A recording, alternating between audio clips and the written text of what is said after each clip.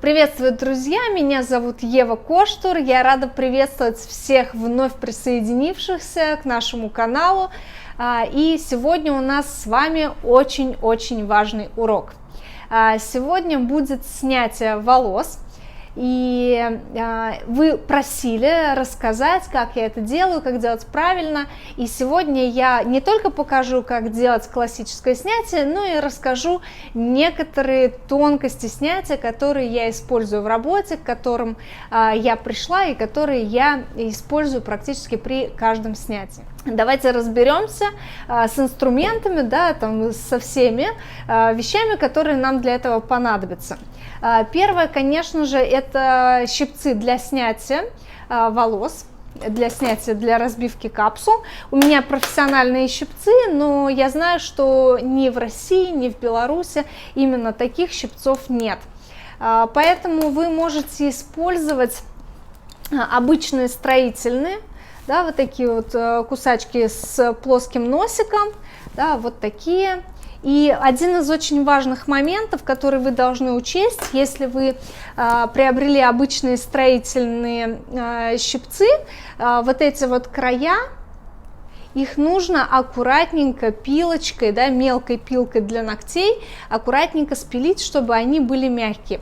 В противном случае, если они останутся острыми, то при снятии вы можете просто перекусить волос клиента, и прядь вместе с волосами клиента останется в вашей руке. Поэтому, чтобы такого не было, будьте аккуратны и запилите вот эти вот края обязательно у строительных щипцов.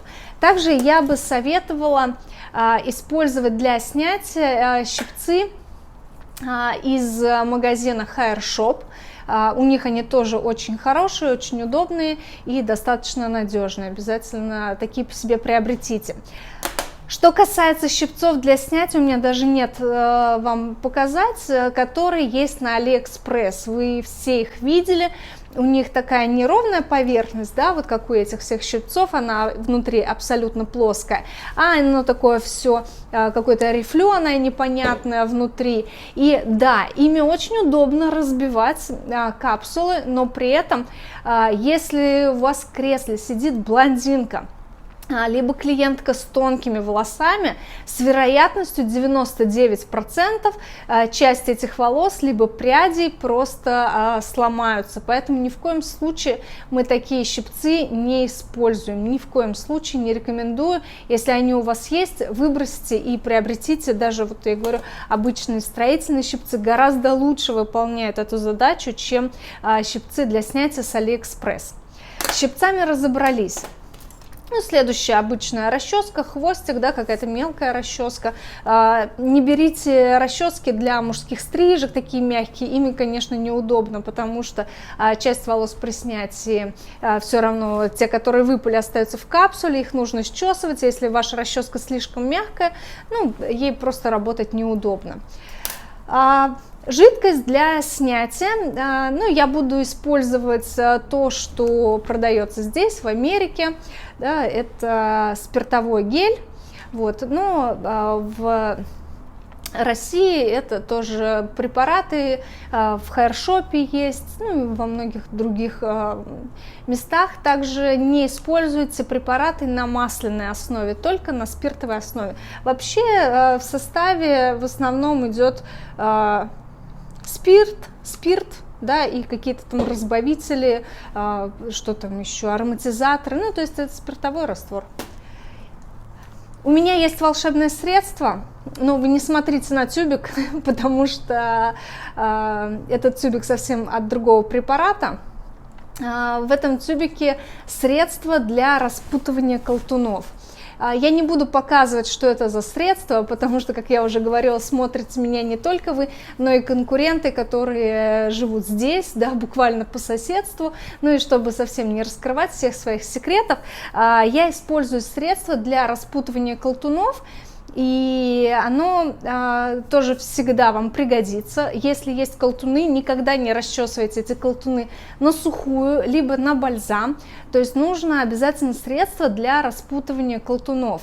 Такие средства вы можете найти например, то есть в товарах для дред, например, да, то есть в товарах для волос, ну, поищите, почитайте отзывы, но я рекомендую всегда распутывать колтуны именно со средством от колтунов. И, ну, такой еще маленький лайфхак, 4 года я занималась разведением собак и занималась йоркширским терьером, и, как вы знаете, йоркширские терьеры — это вот эти собачки с длинной шерстью, которая там у них, знаете, до земли, такая должна быть шелковистая, гладкая. И вот как раз там есть в средствах по уходу за шерстью есть средства для распутывания колтунов. И я знаю, что многие заводчики тоже находят такое средство и используют его, тоже закрывают баночки, не показывают, потому что, ну, реально с таким средством работа очень сильно облегчается, не рвутся волосы, и любой колтун распутывается очень быстро. Поэтому ничего страшного, можете поискать там в косметике для животных, тоже бывает для распутывания колтунов что-то.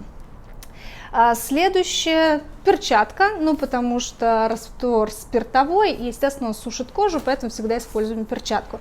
И один из самых главных тоже моментов — это, вот видите, я даже взять не могу, она очень маленькая. Так, это у нас швейная иголка.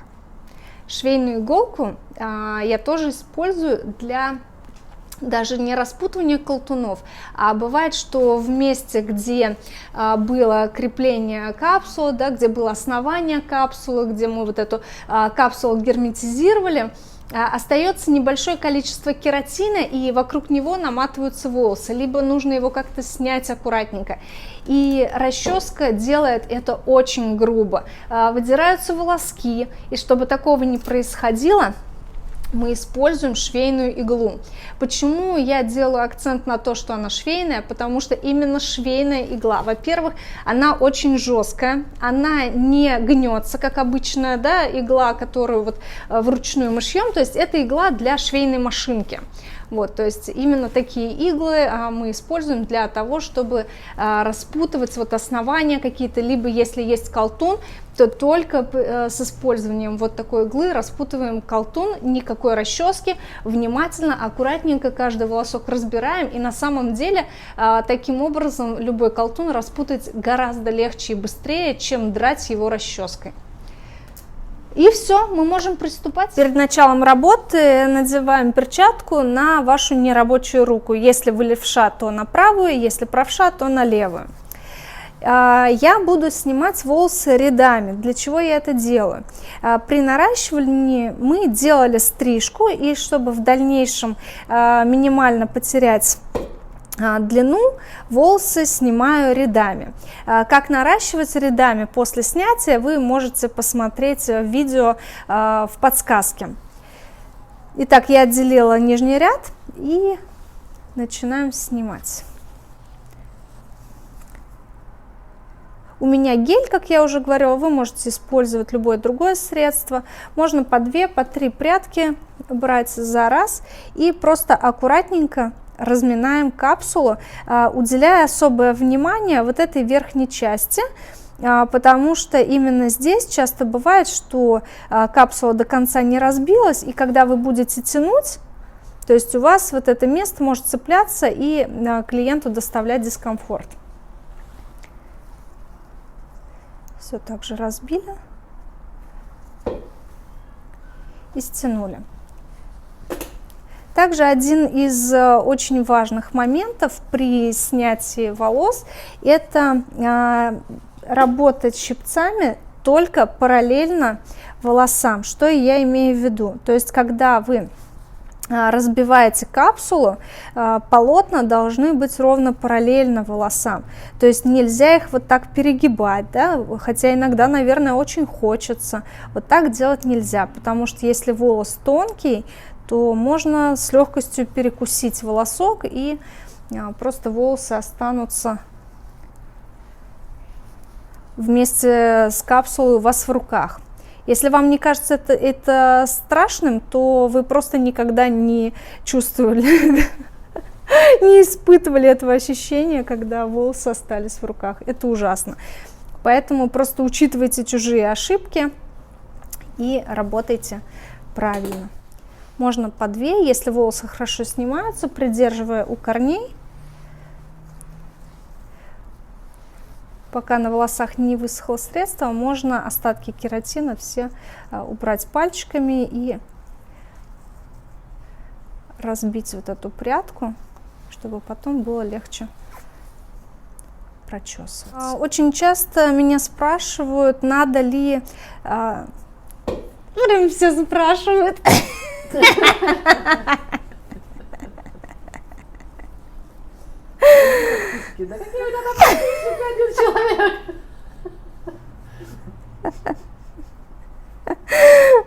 Я уже предвкушаю вопрос о том, что надо ли выжидать, пока средство начнет работать, потому что в инструкции к средству для снятия написано, там, подождите 1-2 минуты или еще сколько-то.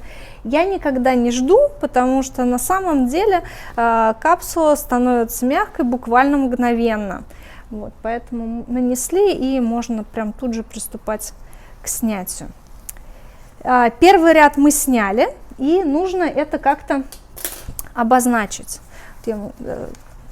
Здесь у нас немного. Если бы был колтун, то, скорее всего, я сначала бы сняла все волосы, а потом начала распутывать колтуны.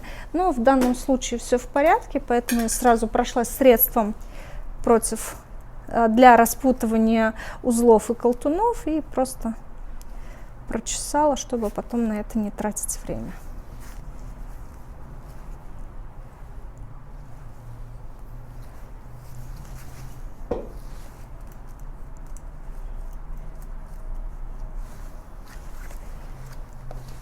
Все, готово. А теперь нам нужно как-то обозначить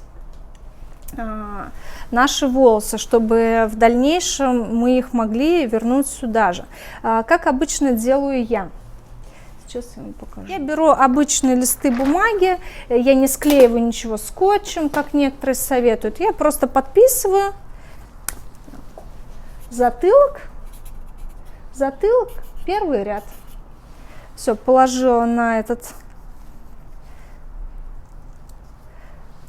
листочек волосы и убрала его.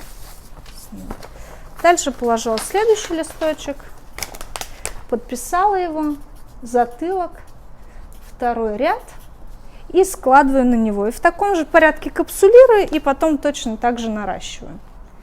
Вот и весь секрет. Отделяем следующий ряд.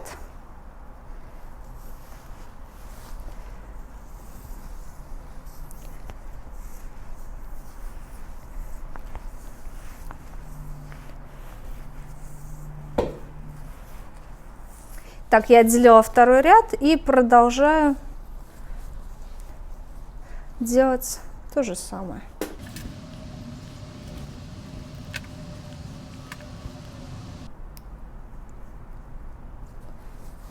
Помните, придерживаем у корней и стягиваем.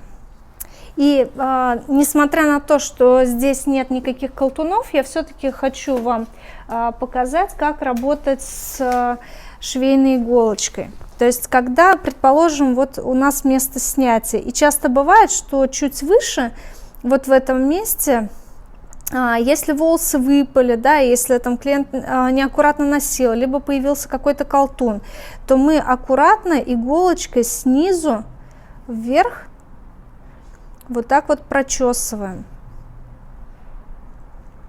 И в таком случае ни один лишний волосок с головы не упадет. То есть вычешутся только те, которые уже без вас упали.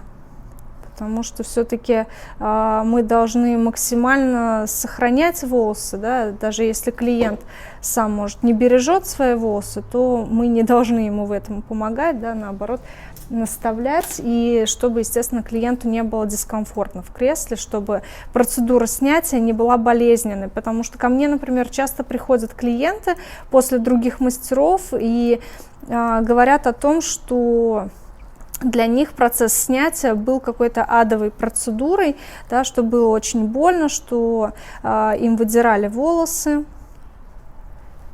Вот такого, конечно, быть не должно. Артистка.